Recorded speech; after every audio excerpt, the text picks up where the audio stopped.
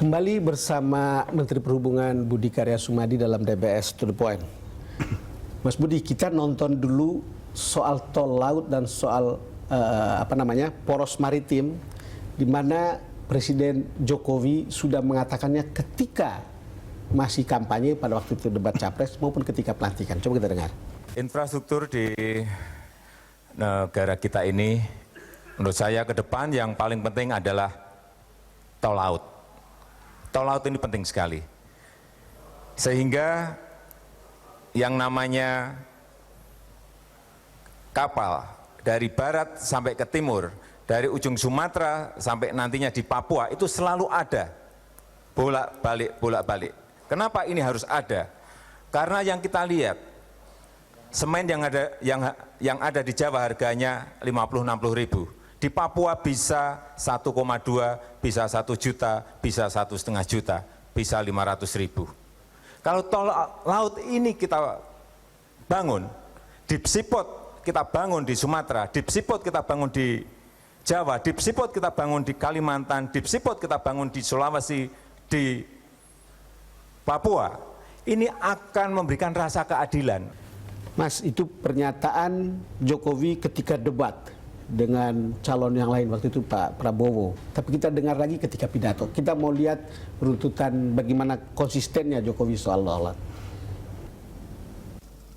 Kita harus bekerja dengan sekeras-kerasnya untuk mengembalikan Indonesia sebagai negara maritim, samudra, laut, selat, dan teluk adalah masa depan peradaban kita.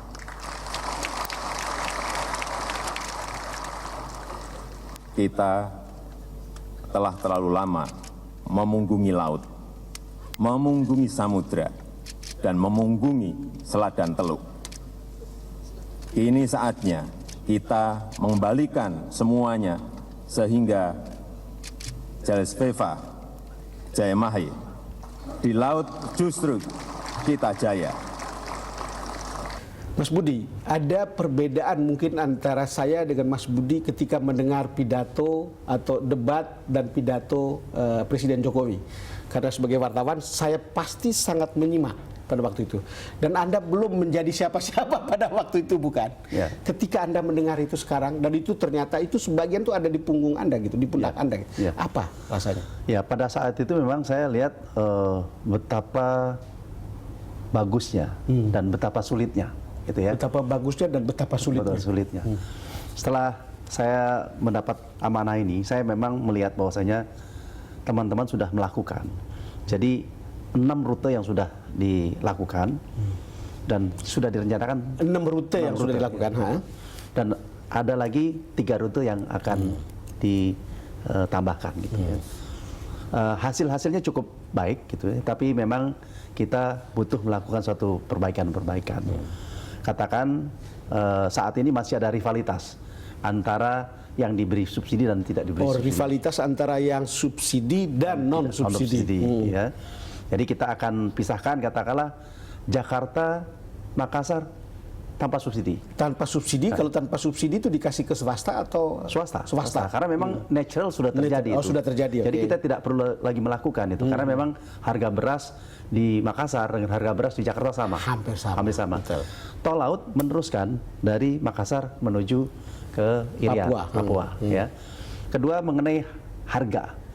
Harga itu pada saat datang oke, bagus gitu. Tapi setelah sekian lama kan diborong oleh pihak tertentu. Betul. Nah, oleh karena kita juga ingin mengunjungi atau menggabungkan pedagang di sana. Tol laut berkaitan dengan ternak. Ya. Berkaitan dengan ternak dan pangan. Ya. Terus datang ke sana kosong, balik bawa ternak. Betul. Kita lagi memikirkan bagaimana kalau ternak itu sudah dipotong. Supaya pada saat kesini ke sana bawa barang tertentu, pulangnya dari bawa sana yang sudah dipotong. Kalau bawa ternak kan kandangnya mesti seperti itu. Betul. Nah, itu betul. Jadi ada beberapa evaluasi yang melengkapi. Di Papua kita usulkan ada 2 pelabuhan.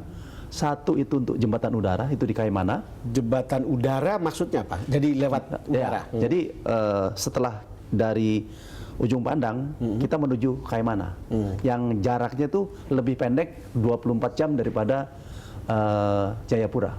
Dari situ baru pakai jembatan udara. Yang kedua kita ada Agats di selatannya lagi. Ya. Itu di muara sungai. Jadi kita akan setelah itu kita sudah memesan kapal-kapal kecil, kita bawa ke sana, kapal-kapal kecil masuk ke dalam melalui sungai. Nah ini sebenarnya adalah satu upaya kita mengenali, terus memperbaiki itu semuanya. Itu kemarin kan di Toba ketika ada karnaval itu, Presiden kemudian kan menyampaikan sebuah statement bahwa tol laut itu belum sampai kepada target yang dipikirkan atau diinginkan. Iya. Apa catatan waktu itu dari Presiden? Saya pikir apa yang kita sampaikan tadi. Jadi seperti okupansi daripada kapal itu belum mencapai 50%. Okupansinya belum. Okupansinya gitu. Jadi okupansi itu kan mesti lebih dari 60% gitu ya. Yang kedua yang seperti saya katakan tadi, ada rivalitas sehingga menjadi tidak ekonomis gitu. Makanya kita berbagi porsi sehingga dengan berbagi porsi kapasitas yang kita angkut lebih tinggi. Jadi Pak Jokowi tahu persis bahwasanya banyak yang belum sempurna dan saya yakin langkah-langkah awal ini pun bukan sia-sia, tapi kita akan lengkapi itu. Mas, itu peran Pelni dalam tol laut ini apa sebetulnya? Karena kan saya lihat mereka juga lagi transformasi. Jadi ada untuk angkutan ternak atau barang dan lain-lain, tapi juga sudah akan ada semacam tourism yang katanya pakai kapal-kapal Pelni. Saya juga belum tahu persis, tapi saya pernah mendengar itu. Pelni ada dua segmen. Segmen pertama adalah penumpang yang memang menjadi bagian daripada pekerjaan Pelni. Yang kedua ini diamanahi barang. Betul. Nah, barang ini tol laut. Jadi barang tol laut. Jadi Pelni mengoperasikan banyak kapal-kapal untuk 6 tujuan ini gitu ya. Tapi yang akan datang kita akan combine dengan swasta.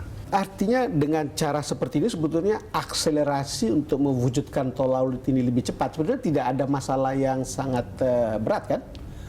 Menurut saya tidak berat. Kalau sekarang kita lihat, kita fokus melihatnya dengan kita merubah yang beli menjadi subsidi, betul, ya, mererut kegiatan, memotong yang tidak efisien. Saya pikir ini bisa dilaksanakan dengan baik. Oke, Mas, kita jeda lagi. Ya. Pemirsa, kami akan segera kembali.